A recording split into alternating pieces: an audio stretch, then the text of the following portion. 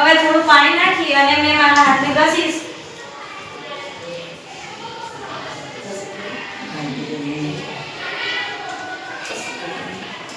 પેલું લઈએ જવાબ પર મેં ગઈ કેવો લાલ કલર થઈ ગયો ને તો આ શાના કારણે થયો? સાબુનું પાણી હતું અને ઉપર હળદર નાખી અને ઘસ્યું તો આ લાલ કલર થઈ ગયો. બરાબર? જ્યારે ભુવા લોકો આપણને શું કરે છે? આવી જ રીતે ઠગે છે.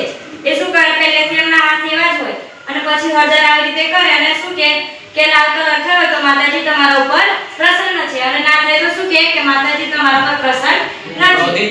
એટલે ભુવાઓ આવી રીતે આપણને ઠગે છે. એટલે આપણે અંધશ્રદ્ધામાં વિશ્વાસ કરવો જોઈએ નહીં.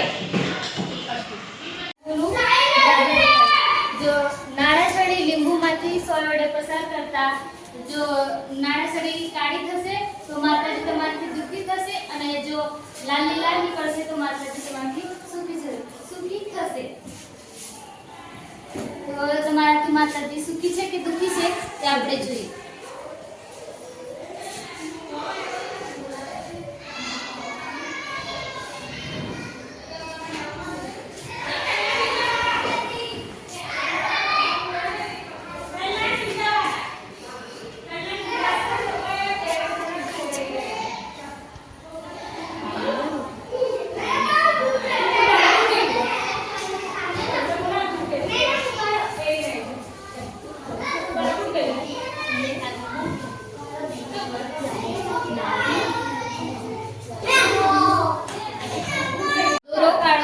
તો માતાજી તમારાથી દુઃખી છે, પણ એના પાછળનું વૈજ્ઞાનિક કારણ એ છે કે લીંબુમાં રહેલા સાયટ્રોટિક એસિડના કારણે દોરો કાળો થાય છે. આ બધી અંધશ્રદ્ધા આપણે માનવી જોઈએ નહીં. જે ભુવા બળવાઓ આ અંધશ્રદ્ધાઓ કરે છે. માતાજી ખુશ છે કે દુઃખી એ તમને બતાવું. જો પહેલા મેં કોરા કાગળ લીધેલા છે.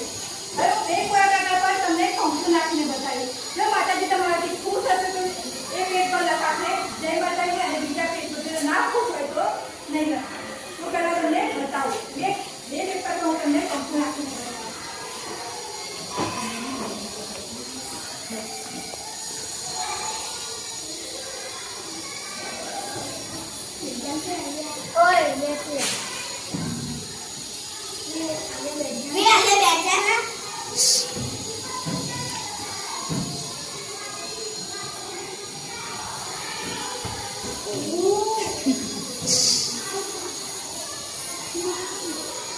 देखो તમારા માતાજી તમારાથી ખુશ થઈ ગયા અને એકમાં તમારાથી દુઃખી થઈ ગયા.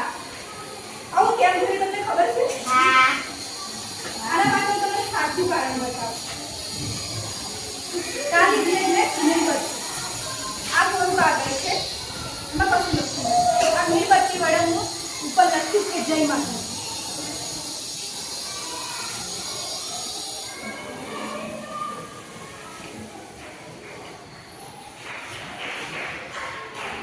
જય માતાજી લખી લીધું. તમને દેખાતું નથી. હવે એના પર કંકુ નાખીશ.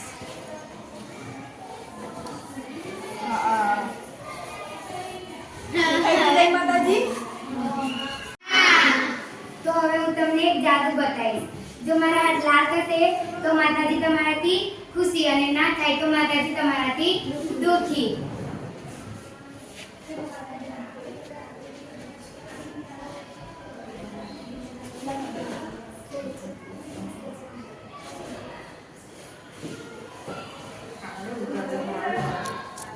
તો માતાજી તમારાથી નથી. આમાં મેં સાબુ અને હળદર મિક્સ કર્યો એટલે મારા હાથ લાલ થઈ ગયા. આ રીતે બળવા ભુવાઓ પહેલેથી સાબુ લગાડીને રાખે છે અને હાથ સૂકવેલા હોય છે. એના લીધે હળદર નાખો તો હાથ કેવો થઈ જાય? લાલ. એટલે માતાજી તમારાથી સુખી. તો આવું ખરેખર હોતું નહીં. તો આવી અંધશ્રદ્ધાઓ પર વિશ્વાસ કરવો નહીં. વૈજ્ઞાનિક કારણ કે સાબુ બેઝ છે અને સાબુ એસિડિક ગુણધર્મ અને હળદર બેઝિક. એસિડ અને બેઝની શું થાય? આ પ્રક્રિયા થઈ ગઈ એટલે યલો કલર સામો કન્વર્ટ થઈ ગયો લાલમાં. એ કહેવાય.